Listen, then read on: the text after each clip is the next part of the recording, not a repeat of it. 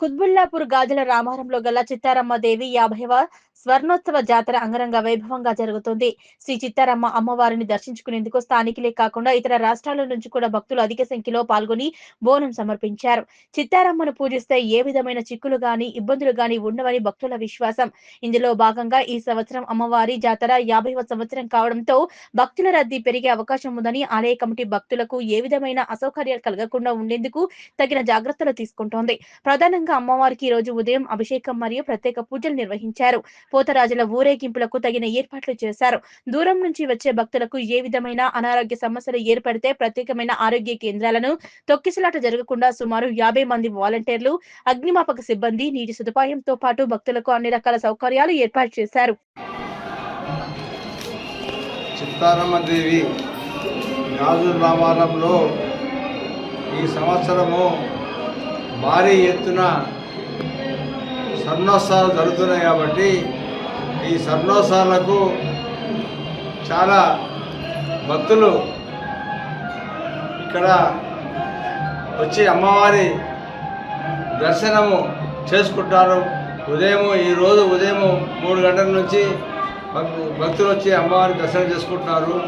అందరికీ ఓడి బియ్యము అవన్నీ మన మొక్కుబడులని చెల్లించుకుంటున్నారు. మరి అదేవిధంగా ఈ యొక్క జాతర సందర్భంగా మేము చిన్నప్పుడు 3 రాళ్ళ గుడి ఉండే అటువంటి అంచెలంచెలుగా ఆలయాభివృద్ధి మహారాజ్ఞే నమః సర్వమంగళమాంగళ్యే శివే సర్వార్థీ సాధకే శరణ్యే త్రయంబకే గౌరీ నారాయణీ నమోస్తుతే.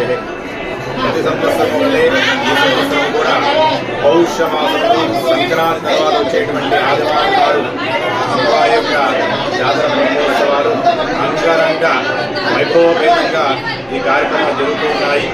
ఈ సంవత్సరము జనవరి మాసంలో 17 నుంచి ప్రారంభమయ్యాయి.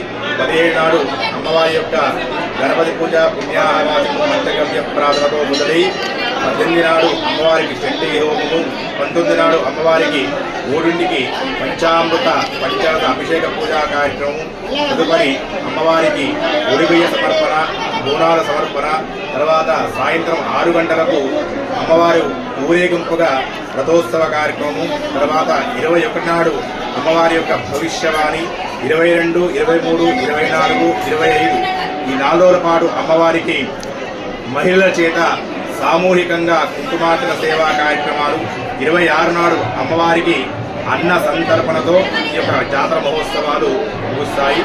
ఈ జాతర బ్రహ్మోత్సవాలకు చుట్టుపక్కల జిల్లాల నుంచే కాకుండా పలు రాష్ట్రాల నుంచి అనగా ఆంధ్రప్రదేశ్, తర్వాత మహారాష్ట్ర, కర్ణాటక పరిసర ప్రాంతాల నుంచి కూడా అమ్మవారి దర్శనానికి వెయిట్ చేస్తూ ఉంటారు. గత 50 సంవత్సరాల నుంచి వైభవంగా జరుపుకుంటున్నారు. ఈ 50వ చిత్తారమ్మ జాతర స్వర్ణోత్సవాలు జరుపుకుంటున్నారు. దీని సందర్భంగా ఇక్కడ ఎస్హెచ్ఓ గారు పర్యవేక్షణలో, డీసీపీ గారి ఆధ్వర్యంలో, ఆధ్వర్యంలో ఇక్కడ 3 విషయాలు ఉంటాయి ముఖ్యంగా జాతరకు సంబంధించింది. ఒకటి పార్కింగ్ సంబంధించి, రెండవది ట్రాఫిక్ డైవర్షన్ గురించి, మూడవది క్యూ లైన్స్ గురించి. వీటన్నిటి కూడా క్యూ లైన్స్ మెయింటైన్ గురించి వాలంటీర్స్ ఆర్గనైజ్ చేయడం జరిగింది. మన పోలీస్ తరఫు నుంచి, టెంపుల్ తరఫు నుంచి కూడా కొంతమంది తీసుకోవడం జరిగింది. అదేవిధంగా దీంతో పాటు మన సీసీ కెమెరాస్ కూడా రోడ్డు మీద కానీ ప్రదేశాల్లో కానీ పెట్టడం జరిగింది. అన్నింటికంటే ముఖ్యం దీంతో పాటు డ్రోన్ షాట్స్ కూడా ఎక్కడైనా ఎవరైనా కానీ దొంగతనాలు జరుగుతున్నా కానీ ఏదైనా అడ్వాంటేషన్ జరిగినా కానీ ఇమీడియట్గా క్యాచ్ చేయడానికి డ్రోన్స్ కూడా ఏర్పాటు చేయడం జరిగింది. సో పబ్లిక్ కూడా రాత్రి 3 గంటల నుంచి స్టార్ట్ అయ్యారు. కుంకుమార్చనతో మొదలైంది. దాదాపు ఇప్పటి వరకు 25,000 మంది చిత్తారమ్మ అమ్మవారిని దర్శించుకున్నారు. దాంతోపాటు మాకు దీనికి సంబంధించి మాకు పోలీస్ బందోబస్తు కూడా ఆల్మోస్ట్ ఒక 250 మంది మేము డ్రాప్ చేయడం జరిగింది. బందోబస్తు నుంచి ఆఫీసర్ సైడ్ అంతా కూడా. సో సిపి గారి ఇన్స్ట్రక్షన్ వల్ల డీసీపీ గారి ఆధ్వర్యంలో నేనంతా కూడా అడిషనల్ సిపి గారి ఆధ్వర్యంలో ఎస్హెచ్ఓ గారు అంతా కూడా సిస్టమాటిక్గా ప్రాపర్గా ఆర్గనైజ్ చేయడం జరుగుతుంది.